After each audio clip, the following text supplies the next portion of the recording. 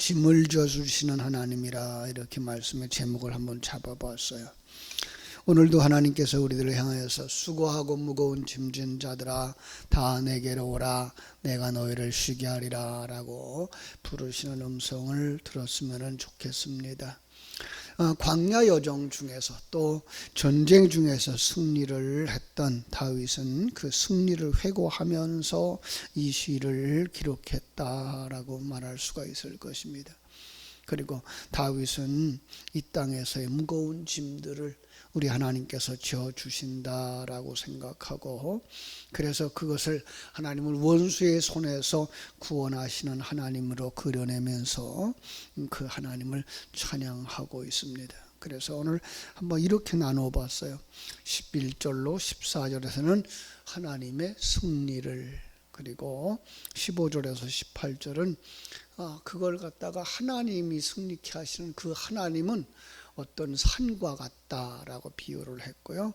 그 다음에 19절로 23절에서 하나님이 자기 백성들을 보호하시듯 우리를 보호하신다라고 하는 말씀을 우리에게 주신다라고 하는 거죠. 이렇게 다윗의 생애를 통해서 우리에게 하나님이 주시고자 하시는 게 뭐예요?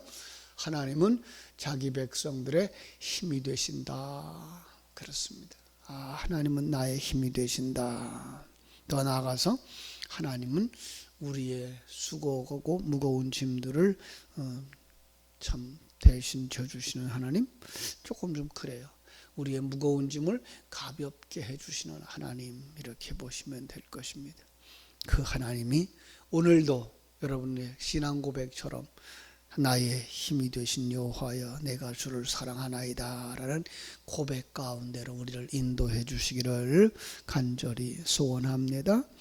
자, 한번 보십시다. 11절 주께서 말씀을 주시니 소식을 공포하는 여자들은 큰 무리라. 주께서 말씀을 주신다. 여러분 어떤 말씀을 주실까요? 그래서 구석을 한번 찾아봤어요. 그랬더니 학자들이 이스라엘에게 주신 승리의 약속의 말씀이다. 또 싸움에서 전화위복해 해주시는 말씀이다. 이렇게 얘기를 했더라고요. 그런데 저는 조금 이제 그 앞에 있었던 7절부터 10절의 말씀을 이렇게 묵상해 보니까 그것은 바로 승리의 말씀이다. 은혜의 말씀이다 라는 거죠. 하나님의 은혜의 말씀. 여러분 은혜 아니면 아무것도 이룰 수가 없지 않습니까?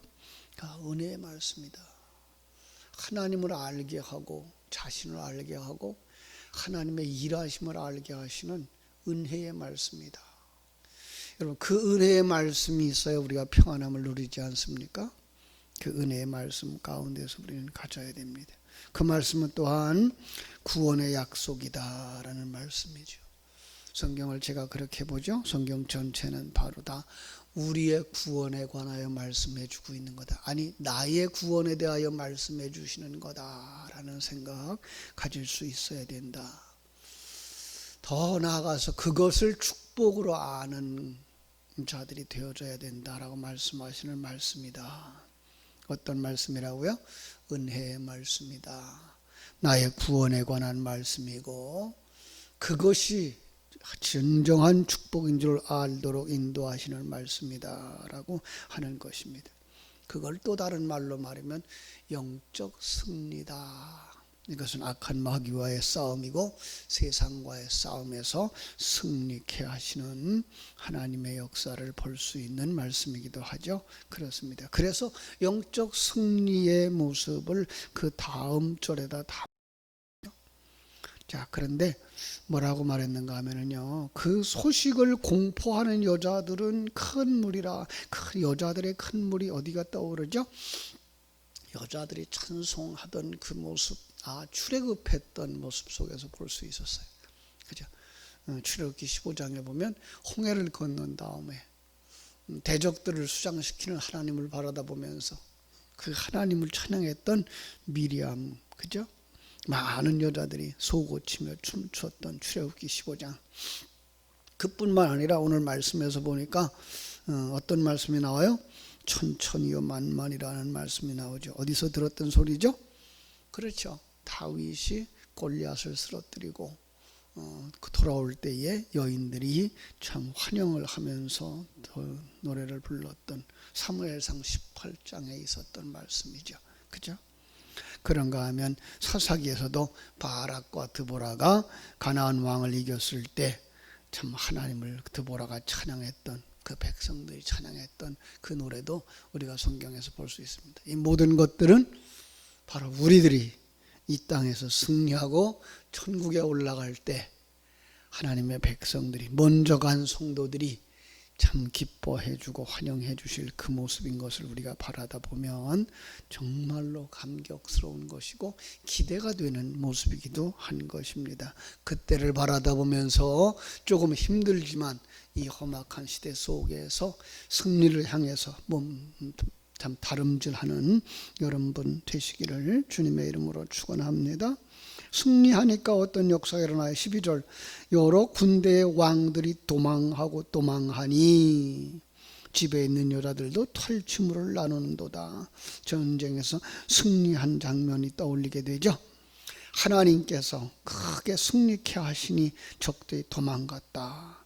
여러 군대 왕, 이스라엘 역사에 수많은 대적들이 있었고 승리했을 때 대적들이 도망가는 모습, 한 곳에 있는 말씀으로 이렇게 묶어서 보자 그러면 열왕기하 6장 7장에 나오는 모습이죠. 아람 왕이 이 사마리아 성을 공격해서 포위했을 때 이 사마리아 성에 기근이 일어났죠. 양식이 다 떨어졌어요. 심지어 여인들은 돌아가면서 자기 자녀를 잡아먹자라고 했다는 이야기까지 벌어졌던 상황들이 바로 거기였는데, 하루는 성 밖에 있었던 나 환자들, 그죠? 나병 환자들이 생각하죠. 여기 있다가 우리가 이대로 죽을 수 있고, 야, 차라리 그들에게 가서 동량이라도 해서 먹자. 그들에게 가서 죽으면 죽이고 먹으면 먹자. 그리고서 이제 아람 군대로 갔더니 그들이 다 도망갔더라. 하나님의 소리를 듣고서 다 도망은, 하나님께서 그들을 물리치시는 역사, 그들이 얼마나 급히 도망갔는지 양식도 내버려두고 무기도 내버려두고 도망갔던 상황들을 우리가 볼 수가 있고요. 그런가 하면 요한계시록 18장에서도 바벨론이 무너지는, 그래서 장사꾼들이 애통하는 그런 그림도 우리가 볼 수가 있습니다. 그럴 때에 여자들이 어떻게 해요? 집에 있던 여자들도 탈취물을 나누는도다. 글자들만 보면은요, 남자들은 전쟁에 나가서 그 획득한 전리품들을 집으로 가져오죠. 그것은 원어를 봤더니요, 이 집이라는 단어가 바이트예요. 대피소라는 의미도 들어가 있더라고요. 대피소 안에 있는 자들이에요. 근데 대피소라는 단어를요, 남성 명사를 썼더라고요. 예수님을 상징하는 단어구나라고 우리가 또 깨달아 알 수가 있어요. 그렇죠? 예수 안에 있는 여자들 누구예요? 그리스도의 신부된 성도들이죠. 그들은 예수님으로 말미암아 승리의 전리품을 나눌 수 있게 되는 거죠. 바로 하나님의 의를 우리에게 덧입혀 주시는 그 모습, 구원의 은혜고, 그죠? 참 우리만 힘들게 싸우는 인생인 줄 알았더니 우리 주님이 대신 싸워주는 싸움이고요. 이 싸움은 반드시 승리할 싸움이고 마침내 구원을 완성시킬 수 있는 그 싸움이라는 거죠. 그래서 13절은 더 아름답게 묘사하고 있어요. 너희가 양우리에 누울 때에는 그 날개를 은으로 입히고 그 깃을 황금으로 입힌 비둘기 같도다. 너희가 양이야. 그런데 양인데 뭐가 해요? 그냥 은으로 싸고 금으로 덮인 비둘기같이 귀하대요. 누구예요? 여러분들이에요. 양우리에 누운 너희. 많은 사람들이 이걸 목자라고 보는 사람들도 있어요. 그런데 저는요, 이것은 양우리에 누가 눕냐라고 보는 거죠. 양우리에 누가 누워요? 양이 눕죠. 양은 누구예요? 하나님의 백성들이죠. 양우리는요, 우리의 울타리 되신 예수 그리스도를 이야기하고 있는 거죠. 하나님은 우리를 어떻게 여기신다고요? 한 마리 양으로만 여기는 게 아니라 그저 은으로 입히고 금으로 쌓은 그 소중한 비둘기 같이, 그죠? 비둘기 성령이죠. 성령의 상징이죠. 성령으로 거듭나고 성령으로 인도함을 받고 성령으로 완성되어지는 성령 덩어리예요, 우리가. 그러니 얼마나 소중하게 여기겠어요? 얼마나 기뻐하시겠어요? 그것을 바로 뭐라 그래요? 하나님의 보호다. 하나님이 이렇게 양 우리 안에다 넣고 우리를 지키시고 보호하시는 우리에게는 평안이 있다.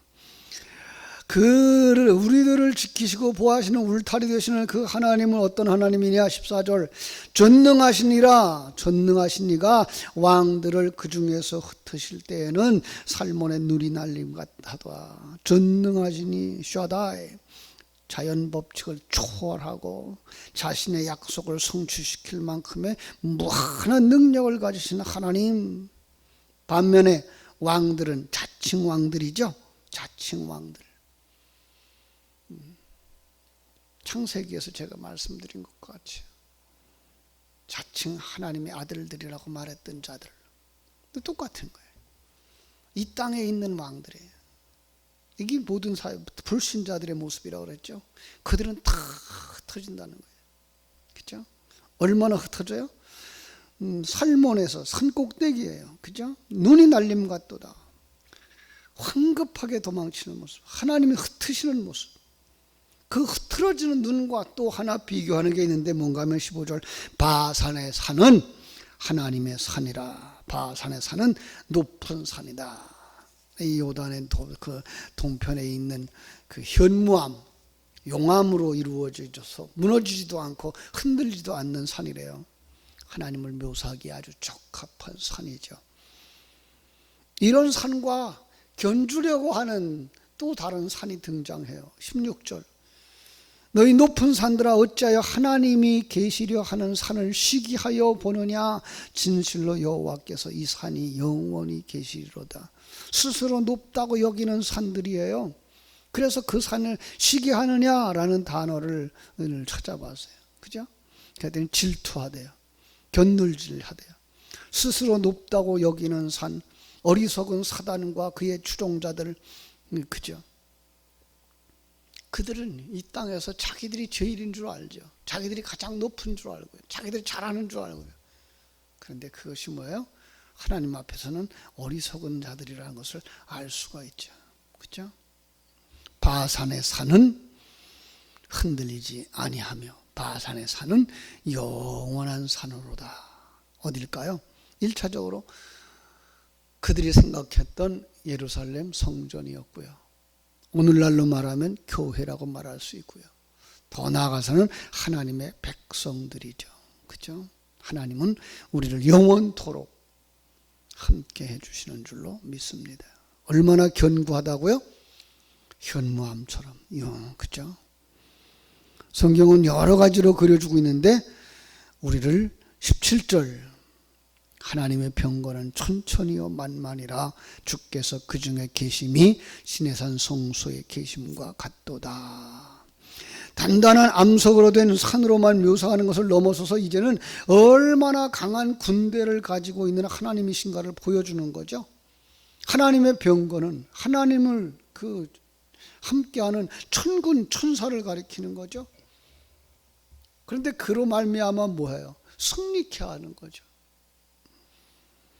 18절 주께서 높은 곳으로 오르시며 사로잡은 자들을 취하시고 선물들을 사람들에게서 받으시며 반역자들부터도 받으시니 여호와 하나님이 그들과 함께 계시기 때문이로다.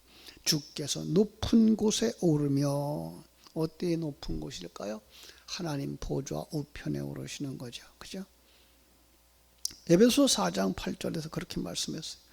그러므로 이르기를 그가 위로 올라가실 때에 사로잡혔던 자들을 잡으시고 사람들에게 선물을 주셨다 하였도다. 그렇죠? 뿐만 아니라 빌립보서에서도 이러므로 하나님이 그를 지극히 높여 모든 이름 위에 뛰어난 이름을 주사 하늘에 있는 자들과 땅에 있는 자들과 땅 아래에 있는 자들로 모든 무릎을 예수의 이름에 꿇게 하시고 모든 입으로 예수 그리스도를 주라 시인하여 하나님 아버지께 영광을 돌리게 하셨다. 그 결과 본문을 모아요. 여호와 하나님이 그들과 함께 계시기 때문이로다. 여호와 하나님 누구와 함께 계셔요? 하나님의 백성된 우리와 함께 계시는 줄로 믿습니다. 더 나아가서 19절 날마다 우리 짐을 지시는 주 곧 우리 구원의 하나님을 찬송할지로다. 날마다 우리 짐을 지시는 주, 수고하고 무거운 짐진 자들을 부르시는 하나님, 우리로 하여금 그 짐을 같이 지게 하시는 하나님. 왜 같이 지셔? 주님이 우리를 그 자리로 부르시기 때문에 그렇습니다. 예. 주님이 십자가 지고 죽으셔서 다시 부활하셨을 때 하나님 우편에 올라가신 것처럼 그 십자가를 같이 지는 자 되어줘야, 이 땅에서 자기를 부인하고 자기 십자가를 지는 자 되어줘야 부활의 때에 어디에 올라가요? 하나님 보좌 우편에 올라가는 거예요. 그렇게 하시기 위해서 우리를 그 자리로 부르시는 구원의 하나님이신 거예요. 하나님은 우리에게 구원해 하신 하나님이시라. 그래서 그 20절 말씀하잖아요. 하나님은 우리에게 구원의 하나님이라. 사망에서 벗어남은 주 여호와로 말미암으니거니와 21절 그의 원수들의 머리 곧 죄를 짓고 다니는 자의 정수리는 하나님이 쳐서 깨뜨리리로다. 그죠? 자, 깨뜨린다. 뭐가 생각나요? 그 우상 바벨의 그 꿈을 꾸었던 우상이죠. 그죠? 뭐에 의해서 깨지죠? 조약돌, 날아온 돌에 의해서. 돌 누구죠? 예수 그리스도. 예수 그리스도에 의해서 이 우상들이 깨지듯 예수 그리스도에 의해서 이 우상을 쫓아가던 자들은 깨지고 말 거죠. 자, 이 사실을 안다면 우리는 어떻게 해야 될까요? 여호와께로 가야 되죠. 그래서 주께서 말씀하셔요. 22절 주께서 말씀하시기를 내가 그들을 바산으로 돌아오게 하며, 여기 그들은 누구예요? 자기 백성들. 주님이 이 땅에 오신 것 자기 백성을 자기 죄에서 구원할 것이라고 하셨잖아요. 그러기 위해서 오셨잖아요. 그래서 그들을 돌아오게 하시죠. 어디에요? 하나님의 나라로 돌아오게 하시죠. 바다 깊은 곳에서 나오게 하시고요. 그래서요, 내가 그들을 심히 치고 그들의 피에 네 발을 잠기게 하며 내 집의 개의 혀로 내 원수에게서 제 분깃을 얻게 하리라 하시도다. 구원과 심판이 함께 제시되고 있는 거예요. 구원의 양면성이라고도 말할 수 있죠. 그죠? 우리 속에서도 있어요. 우리 속에 새 사람만 있는 게 아니라 아직도 옛사람 붙어 있다고요. 근데 그건 죽어 있는 거라고요. 빨리 떼어버려야 되는 거예요. 근데 안 떨어져요. 우리 속에 여전히 옛 성품이 나와서, 혈기가 나와서, 교만이 나와서, 그죠? 다른 사람에게 상처 주죠. 마음 상하죠. 바울 사도도 내가 이렇게 신앙생활을 오래 했는데, 남을 가르쳤는데, 로마서에서 뭐라 그래요? 오호라 나는 곤고한 사람이로다. 누가 내 안에 있는 이 사망의 몸을 좀 떼어내 줄까? 우리의 모습도 마찬가지예요. 여러분, 그런 것 나온다고 해서요 실망할 것 없어요. 좌절하지 마세요. 아직도 남아있구나. 그러나 예전보다 훨씬 나아졌지. 그렇게 말씀하시고 생각하시고요. 그리고 완성될 그날을 바라다보면서 하나님 앞에 엎드릴 때 하나님께서 어떻게 하실까요? 여러분들을 품에 안아주시고 감당할 수 있도록 새 힘 불어넣어 주실 줄로 믿습니다. 오늘도 우리의 힘이 되신 하나님을 바라다보면서 또 새 하늘과 새 땅으로 나아가는 힘 있는 성도들, 용감한 성도들, 담대한 성도들 되시기를 주님의 이름으로 축복합니다. 기도하겠습니다. 하나님 우리 아버지, 크신 은혜와 사랑을 감사하옵고 감사합니다.